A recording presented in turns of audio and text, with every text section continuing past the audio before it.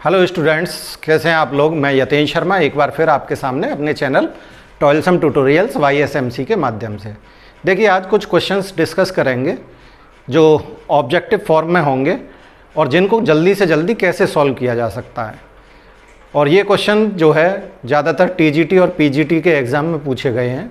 तो ऐसा नहीं है कि ये TGT PGT के लिए ही इम्पोर्टेंट है। जहाँ भी मैथमेटिक्स पूछा जाता है, चाहे वो IIT का पेपर हो, MCA का पेपर हो या KBC का हो, KBS का पेपर हो, या और भी बहुत सारे जितने भी जहाँ भी मैथमेटिक्स पूछा जाता है, NDA का एग्ज़ाम हो, उन सभी में ये सारी शॉर्ट ट्रिक्स जो है काम करेंगी।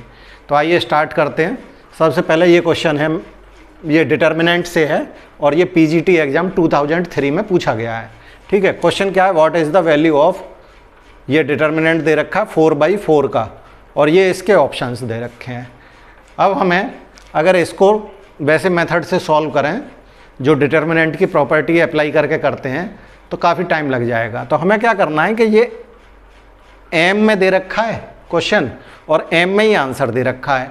तो इस तरह के क्वेश्चन में मैं पहले भी वीडियोज़ में बता चुका हूँ कि M की वैल्यू अपनी तरफ से कोई कंसीडर कर लें, लेकिन इस तरह की कंसीडर करेंगे कि डिटर्मिनेंट की डायरेक्ट वैल्यू 0 ना हो रही हो।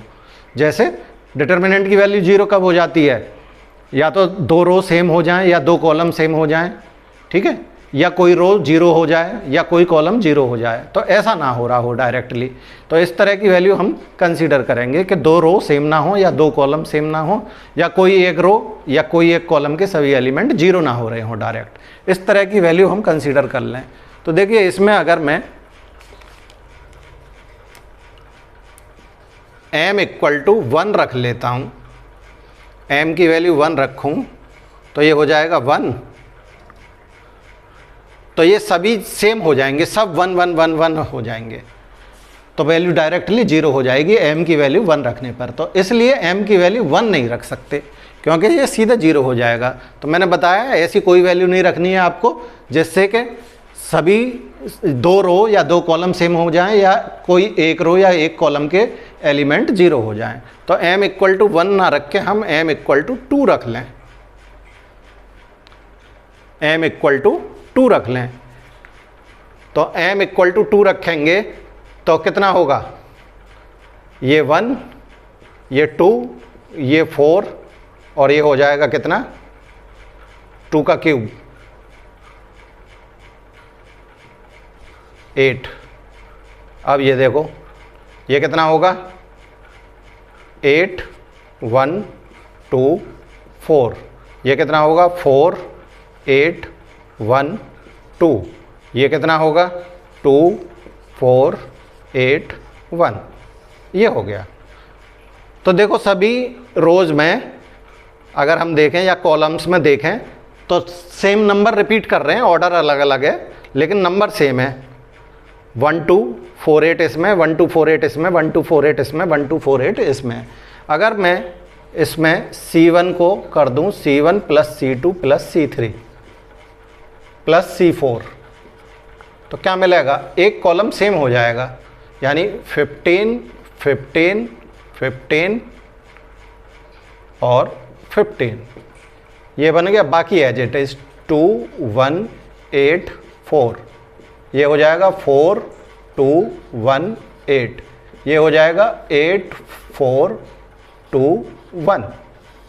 तो ये तो कॉमन आ जाएगा, 15 15 बाहर ले लोगे तो ये 1 1 1 1 और ये हो गया 2 4 8, ये हो जाएगा 1 2 4, ये हो जाएगा 8 1 2 और ये हो जाएगा 4 8 1। तो एक कॉलम के सभी एलिमेंट क्या मिल गए हमको, 1 मिल गए।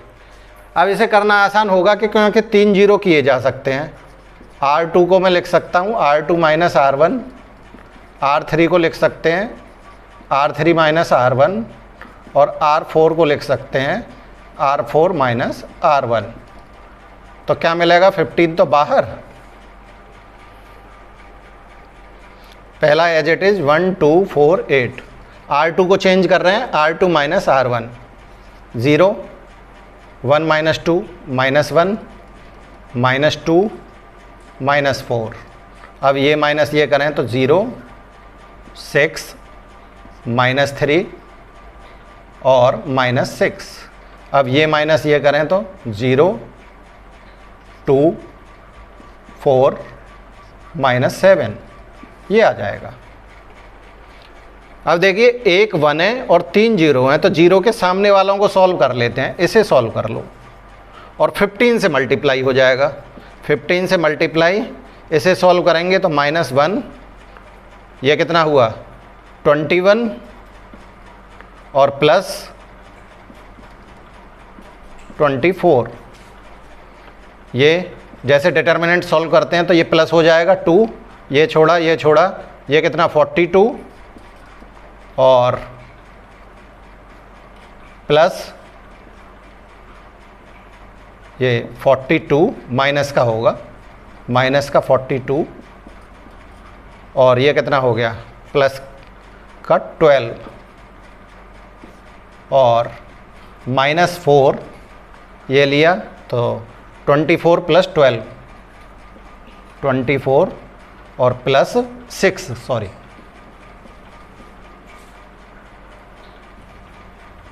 तो ये आ गया 15। ये आ जाएगा -45 प्लस ये आएगा कितना 32 जा 60, तो माइनस में आएगा माइनस का 60 और माइनस वो कितना हो जाएगा 30 और 4 जा 120, तो 15 और ये माइनस में कितना हो गया 180, 225। 225 किसका 15 का स्क्वायर होता है, तो ये आ गया -15 का क्यूब, इतना आया। ठीक है, अब देखिए m की वैल्यू क्या ली थी हमने 2 ली थी। m की वैल्यू 2 रखने पर जिससे 15 का क्यूब हमें मिल जाए वही ऑप्शन सही होगा। तो सबसे पहले हम फर्स्ट में रख के देखें, m = 2 रखें तो 1 - 2 की पावर 4 का होल क्यूब, तो 1 - 16 का होल क्यूब, तो -15 का होल क्यूब कितना होगा -15 का क्यूब। तो यही इसी से मिल रहा है हमें, तो हमारा फर्स्ट ऑप्शन करेक्ट होगा। तो इस तरह से अगर हम करेंगे तो थोड़ा जल्दी कर सकते हैं क्वेश्चन को। ठीक है, तो इसी तरह का और क्वेश्चन कराते हैं, पहले इसे नोट कर लें, नोट करिए। आइए सेकंड क्वेश्चन देखते हैं। सेकंड क्वेश्चन ये है, डिटर्मिनेंट का ही है और ये यूपी टीजीटी एग्ज़ाम 2016 जो कि 2019 में हुआ था, 16 का पेपर टीजीटी का, उसमें ये आया हुआ क्वेश्चन है। अब इसमें देखिए ये इसकी वैल्यू पूछ रहा है डिटर्मिनेंट की और ये ऑप्शन गिवन है। तो मैंने बताया ये ABC में दे रखा है और आंसर्स भी हमें ABC में दे रखे हैं। तो ABC की वैल्यू अपनी तरफ से कंसीडर कर लो जिससे कि डिटर्मिनेंट डायरेक्टली 0 ना हो रहा हो। तो अगर मैं A = 1, B = भी 1 और C = भी 1 रख लूँ इसमें, तो क्या मिलेगा -1 1 1 1 -1 1 1 1 -1। तो कोई भी 2 रो या 2 कॉलम सेम नहीं हो रहे और कोई भी रो 0 नहीं हो रही। ठीक है, तो हम इसे ले सकते हैं, यानी A = B = C = 1 रख लें, A = 1 रख लें, B = 2 रख लें, C = 3 रख लें, कुछ भी रख सकते हैं आप अपनी सहूलियत के अनुसार। ठीक है, तो मैंने A B C = 1 रख लिया। अब इसे सॉल्व करोगे डिटर्मिनेंट को तो -1 ये छोड़ा ये कितना 1 1 और -1, दूसरा लिया माइनस में लेते हैं। अब ये छोड़ा तो ये -1 और -1 -1 तीसरा 1 ये छोड़ा तो 1 + 1, तो ये तो 0 हो गया, ये -2 होगा और बाहर तो प्लस का 2 और ये भी प्लस का 2, तो कितना आ गया 4 आ गया। अब A B C की वैल्यू ऑप्शंस में रख के जो हमने कंसीडर करी थी जिससे 4 आ जाएगा वही आंसर हमारा सही है। तो पहला तो 0 है, वो तो होगा नहीं। यहाँ 1 1 रखोगे तो -3 आ जाएगा। इसमें रखोगे A B C की वैल्यू 1 तो 4 से इंटू हो रहा है, तो 4 इससे मिल रहा है, इससे भी नहीं मिलेगा, 3 हो जाएगा और इंटू 2 6 हो जाएगा, तो केवल इससे मिल रहा है हमें 4। तो आंसर हमारा कौन सा होगा? सी होगा। तो इस तरह से करेंगे तो क्वेश्चन काफ़ी जल्दी सॉल्व हो सकता है। ठीक है, नोट करिए, अगला क्वेश्चन बताते हैं।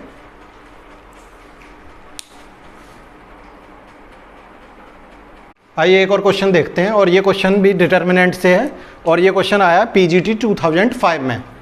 अब देखिए ये वैल्यू डिटर्मिनेंट की फाइंड करनी है, ये ऑप्शंस दे रखे हैं। अब इसमें क्या है कि एक्स और लैम्डा में क्वेश्चन दे रखा है और एक्स और लैम्डा में ही आंसर है। तो देखिए इसको थोड़ा सा ज़रा ध्यान से देखना, मैं पूरा इसमें एक कंसेप्ट बताने जा रहा हूँ जो तुम्हारे बहुत काम आएगा। ठीक है, अब देखिए जैसे हम x equal to lambda equal to 1 मान लिए हमने दोनों ही, x और लैम्डा की वैल्यू,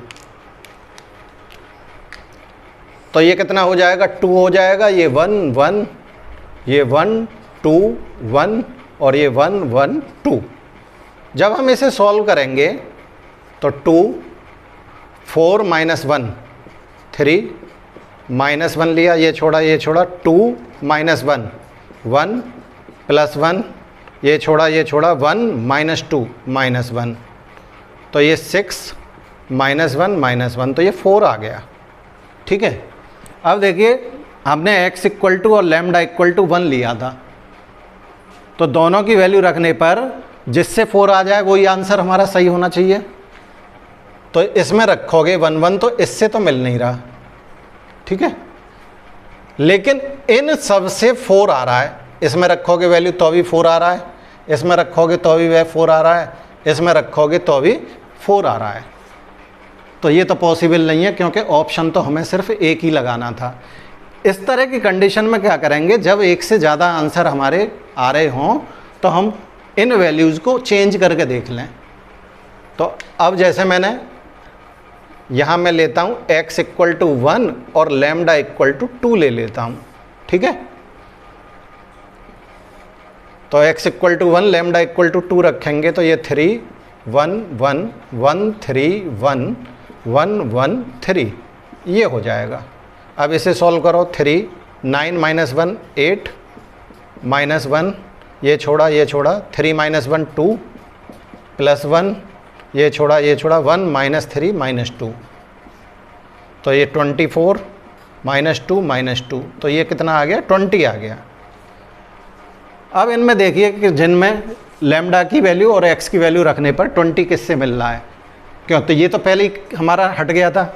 इन तीनों में देखें, इसमें रखने पर x की वैल्यू 1 और लैम्डा की वैल्यू 2 रखेंगे, नहीं मिल रहा। इसमें रखें लैम्डा की वैल्यू 2, तो 2 का स्क्वायर 3x 3 प्लस 2 5, और 5 इंटू 4 कितना हो गया? 20, इससे मिल रहा है।